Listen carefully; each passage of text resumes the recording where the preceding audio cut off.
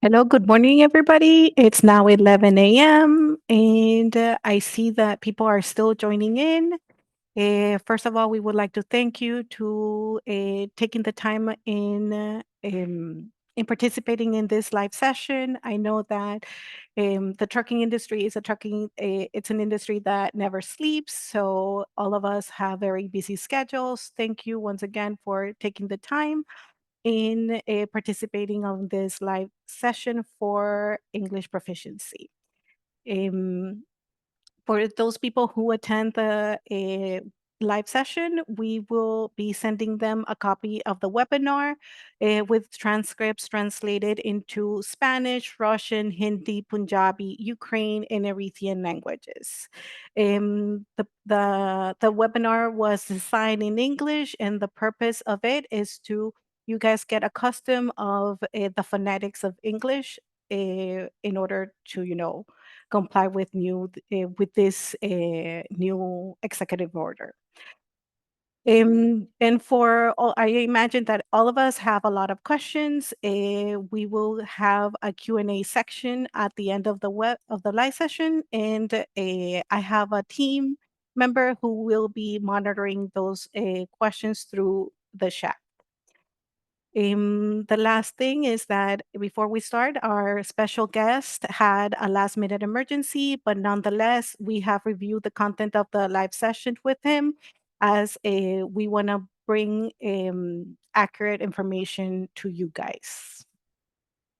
And with this, we start our Simplex Group English Proficiency live session. In today's agenda, we will take a minute to welcome you, provide you an overview with the brief purpose of this session, importance of the language compliance for safety and legal reasons.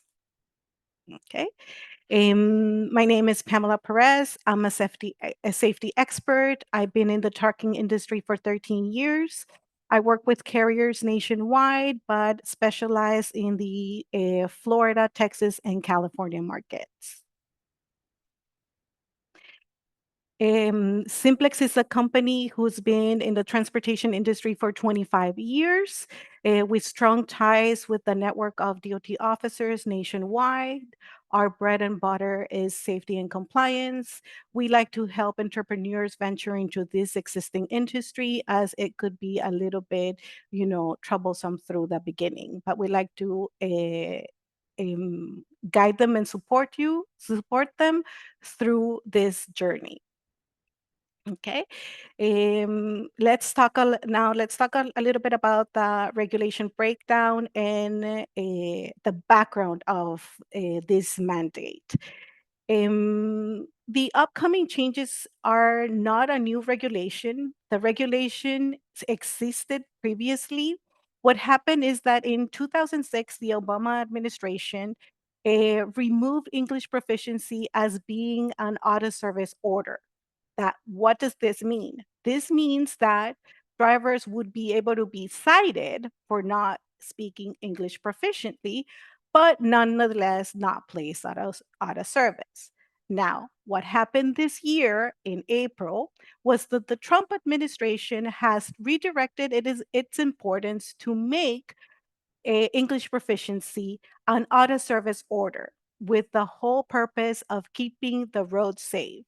This is not targeted towards carriers or drivers. This is mainly targeted to the general public. Why?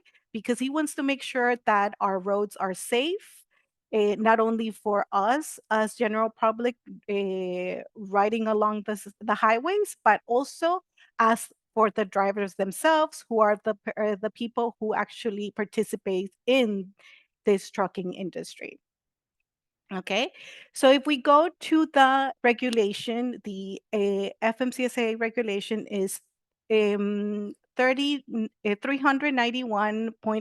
subpart 2.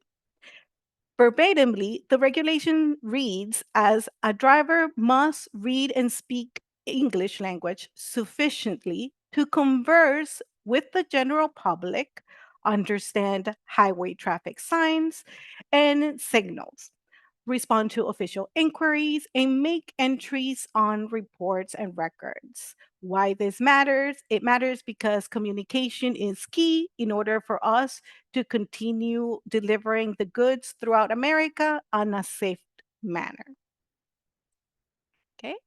What are the requirements of the regulation? The regulation is means that they have to be able to communicate with officers during stop and inspections. The regular a level one, a walk around, those type of inspections. They're gonna be officers have been instructed to conduct a two-step method, which is which is which which is made up of two parts. One of them is to interview the driver. And what are these interviews going to be about? It's going to be about your regular day-to-day trucking experience or, job description. If you've been in the industry for several years, if you've been a well experienced driver, you already are familiar with a day-to-day inspection about your truck. So the importance of this new rule is that, well, if this rule is that you're able to communicate with the officer during the stop, following the instructions of what he actually tells you to do. Like, for example, if he requests a show me your driver license, you're going to be able to show him the driver license. If he asks for show me your bill of lading, you're going to be able to show him the bill of ladings. If he asks the driver to push the brakes, they're going to be able to push the brakes. Okay, so it's all about understanding and follow the reading instructions. They're also going to ask a It's also going to be related to read and respond to the road signs and alerts. Why? Because they want the drivers to be, driving in their own lane, not making rough lane changes, maneuvers. They want them to follow the speed limits. I know that all of us usually have a load to pick up or drop off, and we want to get there the fastest in order to get the next load. But right now, the focus is about safety. So please try to follow the speed limits.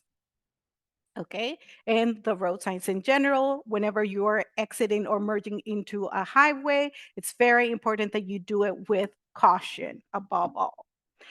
The other thing of the mandate is also that they're going to be reviewing your logbooks. We all know that how the logbooks and the EOD works. So it's very important that you guys are able to fill out the reports properly. If you usually one of the most common low level violations within the hours of service section is form and matter violations, in which in most of the times drivers are a little bit lazy about filling out the EOD properly and certifying it. Nowadays, with this new mandate, it's very important that your logbooks are filled out correctly so that they're able to not cite you out and start the English proficiency evaluation precisely because you didn't fill out your logbook correctly. Okay, because they're going to think that you're not able to read and you're not able to understand what has to be filled in the ELD. Okay, so that is the first part of the evaluation is a conversation, and then if they feel that the communication between both parties is fluent and understanding, they'll move to a second part, which is the road signs recognition. They're going to have a few slides with road signs, most common road signs in America, and they will ask them to interpret their meanings. Okay. So one of the key things that we need to keep in mind is that they will no longer accept any tools like translation apps. So we actually nowadays have to make an effort in speaking English. I know that this is a change, a game changer. Some of them have called it, but nonetheless, this is the same regulation from before that they're able to speak and understand communicate with officers and the general public in English. And it's just like we did what happened with the EL when the logbooks became ELD. It was the same regulation, just a different focus on it or enforcement. So the common misunderstandings about all this fuss is that officers are going to expect drivers to have accent-free speech. That is not the case. The case is for the officers to be able to understand and communicate with the drivers. So the importance is that now the drivers need to make a conscious effort of practicing in speaking English. It doesn't matter if they don't pronunciate it the right way. The importance is that they're going to make the effort to communicate with the officers. There's not going to be any formal tests or certifications for them. Okay. It's only going to be precisely about the conversation and the understanding through the interview process and the road signs. Okay. So, who is responsible for ensuring compliance? Us as carriers are now responsible to make sure that the drivers that during your hiring process you include an English proficiency section in the hiring process. Okay, so you should be responsible for hiring qualified drivers. Okay, for your existing driver staff, it is very important that you make the effort of providing them with the necessary trainings so that they can practice the English. The FMCSA will be ensuring that this is taking place by obviously performing the over the road inspections. Now, during the over the road inspections, what happens if a driver is not able to um, he's not able to communicate in English, or he really gets nervous and he says, no English, no English, Spanish only, or no hablo inglés, something like that? It is important for them to try their best, but in the worst case scenario, if that doesn't happen, they will be placed out of service. And we all know, because we've been in the industry for a while, that what happens if a driver is placed out of service? You get a citation, you have to sign that the initial violation was corrected. But in this case, it's not like you're fixing a tire. Is you actually, you have to replace the driver with a new driver that is fluent in English in order to complete the trip. Okay. Now, we all know that sometimes you're not going to learn English, from one day to the next day. So, what we have to make sure is that that original flagged driver does not get stopped a second time or even after he was originally placed at a service. Why is this important? This is important because all those auto service violations are going to be recorded under the carrier's driver fitness section. So, as officers start looking and seeing trends of reoccurring offenders that keep on piling up these type of auto service violations, then this is what will probably trigger DOT officers to start auditing carriers. Okay. So it's not something that you're going to be placed out of service or shut down from today to tomorrow or after June 25 when it becomes effective. This is going to be a long on process that you will actually be able to prepare for it. How can we prepare for it? In the next slide, we have a few tips for carriers, okay, and for drivers. We're going to review the tips for carriers. Carriers, we're encouraging you to do the pre-screening interviews in English. We are also urging for you guys to please talk to your dispatchers, your team, because at the end of the day, all the conversations have to be in English, and this way, drivers get accustomed to practice English in their day-to-day job. We would also recommend that you include language proficiency as part of the onboarding trainings and even use mock inspections as part of training and safety meetings during every month. The other thing that we also have available is that we have created some YouTube videos of special scenarios of your day to day of life in which you're able to share it with your drivers so that they can go through this type of conversations. Okay, the scenarios are like going through a regular roadside inspection, speaking about an ELD malfunctioning, reading a bill of ladings, those type of questions like that they're usually gonna get asked. It's gonna be like, where are you coming from? What are you hauling? Is your cargo reefer? What is the temperature? So all these type of topics are going to be are discussed in through these YouTube videos that we encourage the drivers to enroll in ESL programs tailored for truckers, Duolingo, audiobooks. It's all about accustoming your ear to the English pronunciation and actually practice English. Because as we spoke, as this is not a new regulation, it's still the same regulation from before.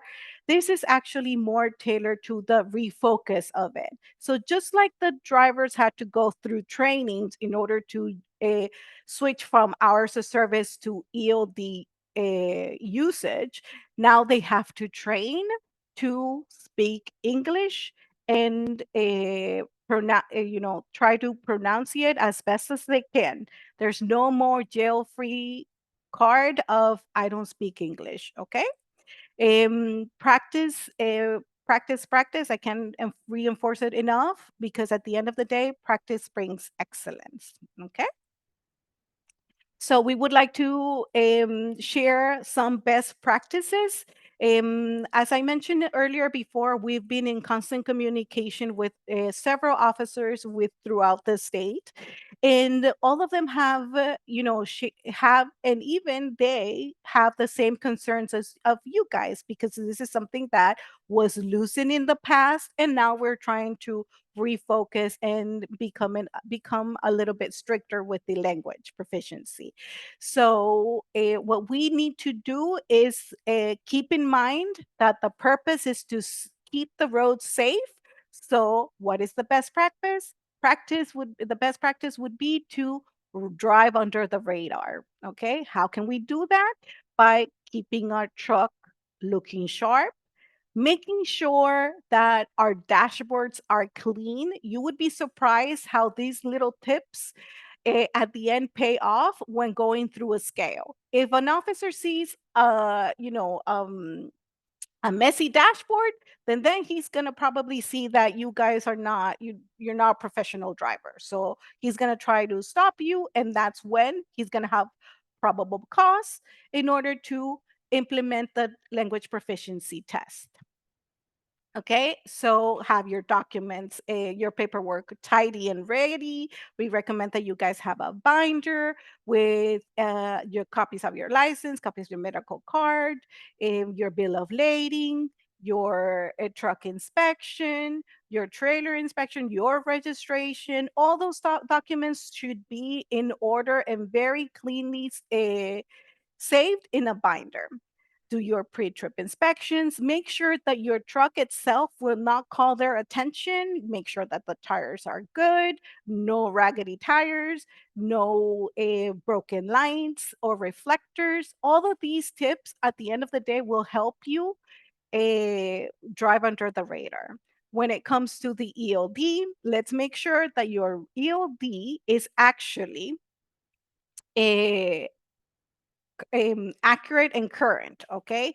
We all know that we take advantage of the personal conveyance, but at this point, it's better to get there than get stopped with the auto service. Because at the end of the day, those auto service do pile up and they become a domino effect in which you're going to ruin the relationship with your brokers. Your load is going to be late and you're going to flag yourself with the FMCSA.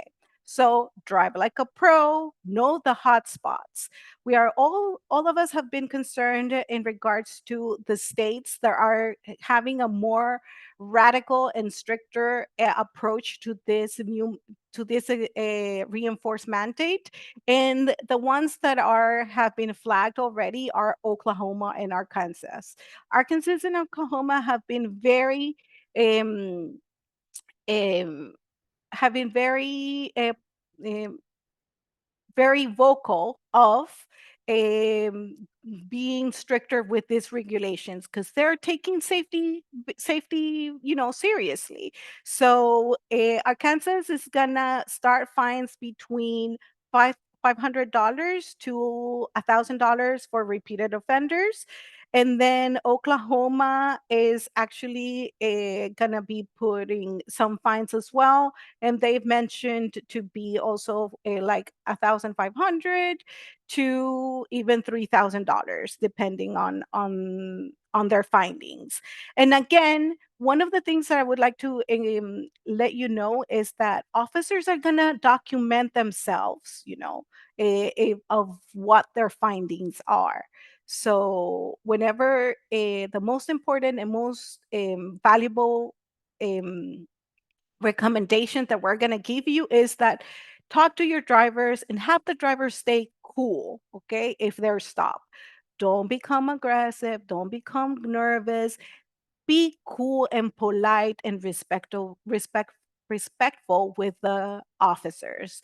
They're humans as well, so they know that this is your bread and butter job, okay? So they will want to keep the road safe, and you have to show them that you're cooperating to keep the road safe.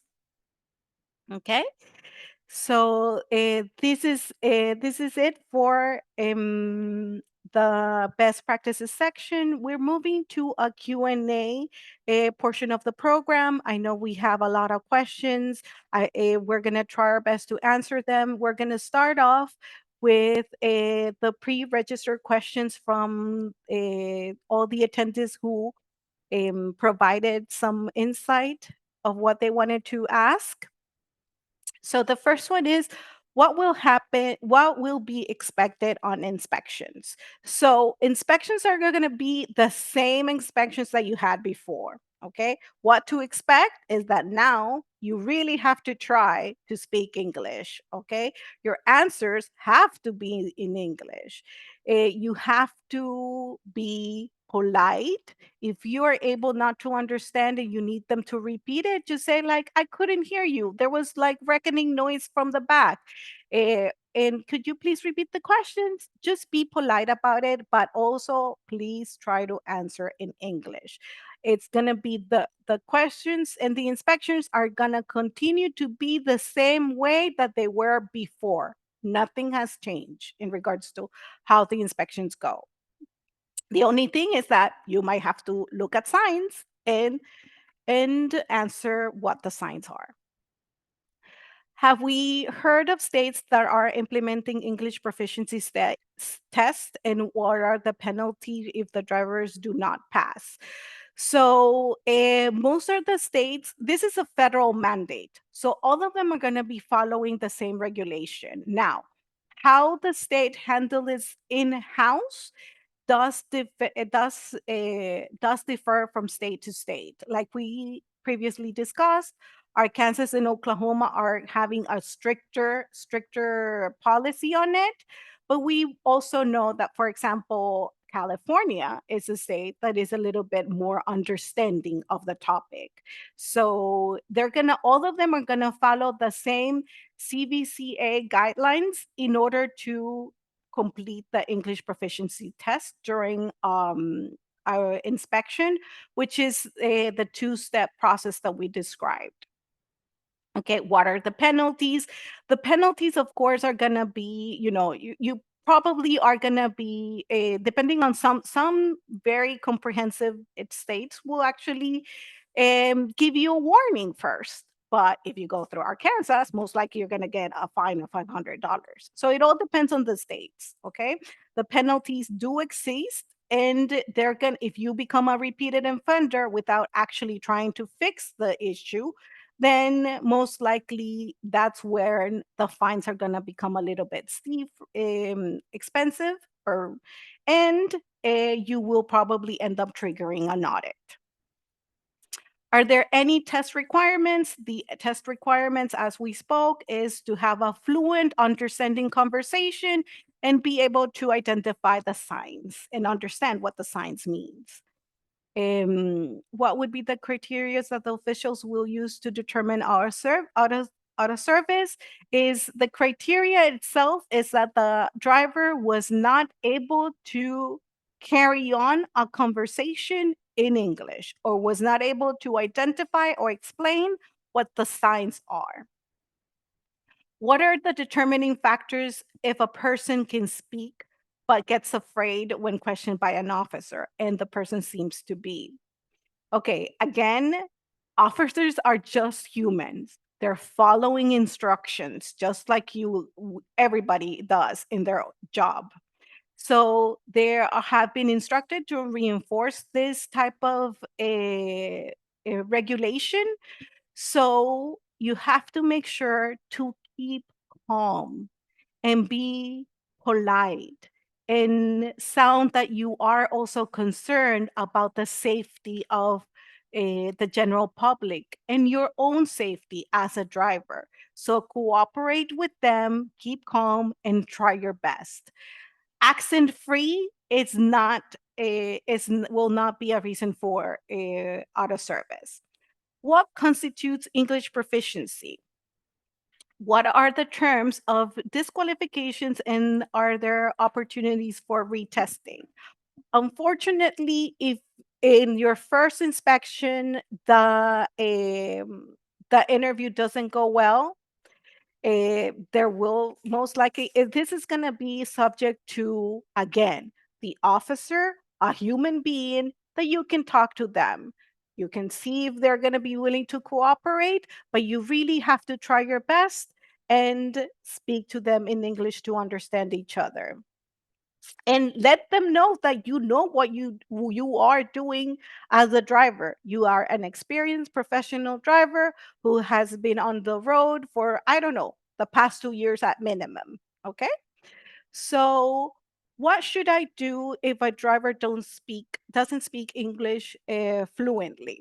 Okay, practice, practice, practice. Practice brings excellence. As I mentioned, there are Duolingo apps. We have some YouTube videos for training. Training would be the best thing. Do mock inspection. Talk to them in English repeatedly so that they can feel comfortable in speaking English back. What steps should a carrier take if they believe a driver was incorrectly placed out of service due to English ELP violation? Okay, as I mentioned, eh, officers are going to do their best to document and support that the driver failed the validation of the English of the language proficiency. So you have to in the past. I know that we've done data queues, and if the driver had been previously stopped with a no zero violation, we would be able to use that as a supporting documentation that he actually was able to go through that roadside inspection with no violations and try to make a dispute. Now, we don't guarantee that the dispute's going to be approved because at the end, this is a refocus and reinforcement that the state have their own criteria in order to see how s- um, strict they become with it. What would be the minimum English level required?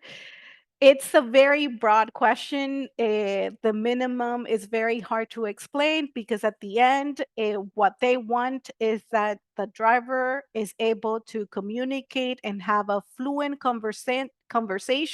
And what is a fluent conversation is actually that there is understanding between both parties. Okay. Like if I'm asking you, where are you coming from? You're going to tell me, I'm coming from Miami. Where are you headed for? I'm going to North Carolina. Okay. What are you hauling? I have a reefer cargo. What is the temperature? The temperature is set at 100 degrees. So that is the minimum English requirement level that they're looking for. So what are the requirements for this new rule? It's pretty much along the same lines, that is to understand communicate and interpret English as the said language for while operating a commercial motor vehicle. Okay. This would be the end of our sessions. I know that there's a lot of other questions that you guys are still, curious about. Unfortunately, we are running out of time, but we would like to thank you very much for taking part of this live session of this game changer new mandate, which as we spoke before, it's nothing new. It's the same regulation, just with a new focus. So we would also like you for to please participate in the in a survey that we're conducting in regards to the trucking industry. It is very important that you guys, as carriers and drivers who are attending this webinar, voice your opinion, and we need the insight in order to see what's going on with the industry. So we would like to also encourage you that it's a survey, it's only 2 minutes long, but as you complete the surveys and submit the answers, you're going to be entered into a raffle with several prizes, but the most important one, it's $500 cash card. Okay. So please, we would like to voice your opinion and hear your feedback. Also, if you have any recommendations of any other subjects that you would like us for to develop training material on in English, please, by all means, through the chat, make your recommendations. I would like to thank you all for your time and in joining us this morning.